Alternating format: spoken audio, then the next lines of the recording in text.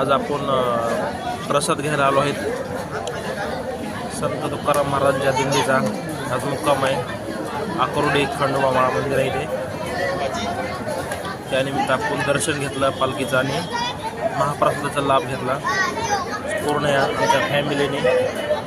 ते आमची भाची सई, दाजी, स्वराज वगैरे ह्या साईडला आहेत. स्वराज वगैरे ह्या साईडला आहेत. पूर्ण संत लोक येतात, प्रसाद घेतात. आम्ही पण प्रसाद घेतोय, दर्शन घेतलं. आता महाप्रसादाचा लाभ घेतो.